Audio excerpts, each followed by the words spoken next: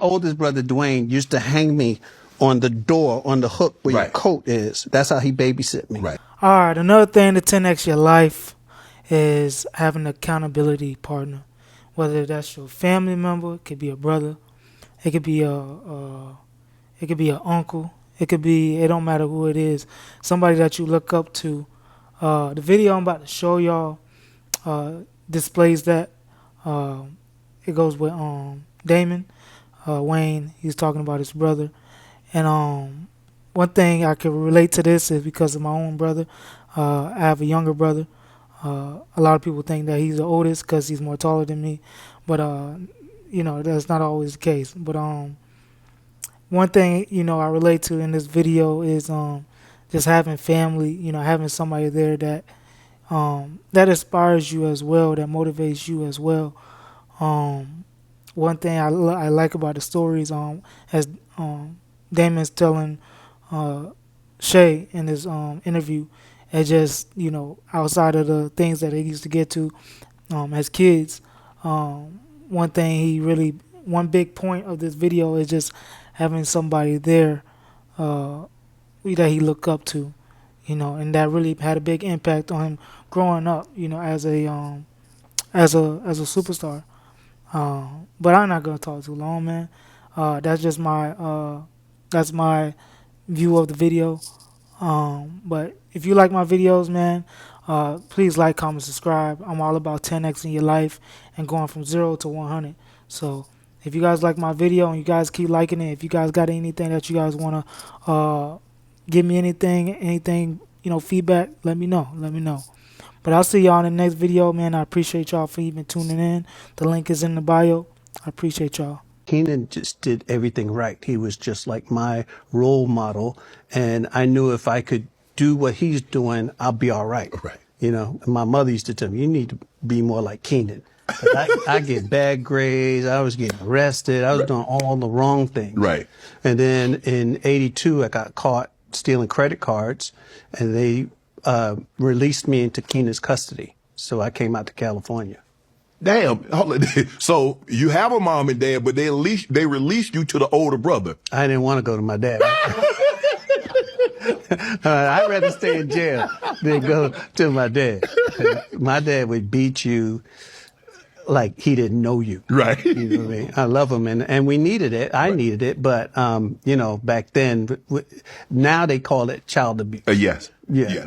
Back then it was just, I'm teaching this a lesson. It seemed like Keenan was always the overseer. He was the peacemaker and what everybody looked to for guidance, even though he wasn't the Well, my oldest brother was crazy. The one that used to hang me on the door. Like, no, listen. I had to put my foot on the doorknob so I didn't choke to death. Right. So, and then every once in a while he'd come check on me and punch me on my chest. He got diagnosed paranoid schizophrenic. Oh, okay. So where we come from, everybody crazy.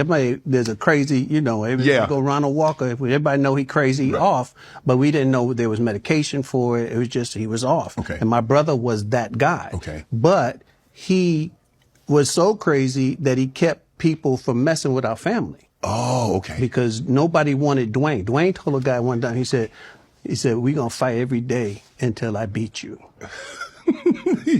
White boy living in the building. He used to bully Bobby Boyd. And every day, Dwayne would just walk up and punch this dude in his face. And he'd get beat up every day. But he was relentless. He'd be riding on his bike. He'd see Bobby, and they scrapping to the point where Bobby had him he was sitting on his chest and punching him in the face going, all right, you won. Yeah. And he didn't want no parts of him because he had to he'd be outside with his back against the wall because he didn't know where this was coming from. But that told everybody else, don't mess with my family. Right. What's one of your proudest childhood memories that you can share? Keenan getting his first gig on, he did the Tonight Show first, and then he did a pilot with Irene Cara, who was like this. She was beautiful. Yeah. She passed, but she's Flashdance, right? Yeah. She no Fame. Yeah. Fame. She was, and we just thought, man, this is great. He dreamed it and then he did it. Okay. And that was one of my favorite childhood moments. because I wasn't even thinking about doing stand up back then. You know what? I think you and I are similar in this way, because my brother, I felt whatever I saw, I felt I can do. So if I saw him do it, I could do it. If I saw him go someplace, I felt I can do it. So that's seemingly how you looked at Keenan. You're like, well, damn, he doing all that. He out in California, he doing this. Hell, he could do it. He lived in the projects just like I did. He ate what we ate. He got his ass tore from dad just like I got mine. So Well, he didn't get as many. He didn't really. he was a good kid. The good kid got straight A's, and Keenan. The one thing he did that we got him for is like he got in trouble with school, and then the teacher called home, and Keenan said, "I get it." He ran and got the phone. He's like, "Yeah," and then he hung up. And my mother came. My mother's like, "Who the hell was that?" Because we're not supposed to answer her phone. And Keenan was like, "It was Sammy Williams," and they knew he was lying. He got Sammy Williams called, and then he called back. They called the number back. And he's like, "I get it." And it was the teacher. My mother said, "No, I'll get it." And that was the only time Keenan really got his ass beat by my father. Wow. And then the jokes went on forever. Sammy Williams, anytime the phone rings, I said, "Keenan, go get Sammy." And then in 1982, I was so proud. Keenan got his little sitcom, and I was telling my wife, Lisa, I'm like, "Man, Keenan. She said, you know what? You need to go do stand up. Otherwise, I'm gonna go sleep with Keenan because you make him sound wonderful."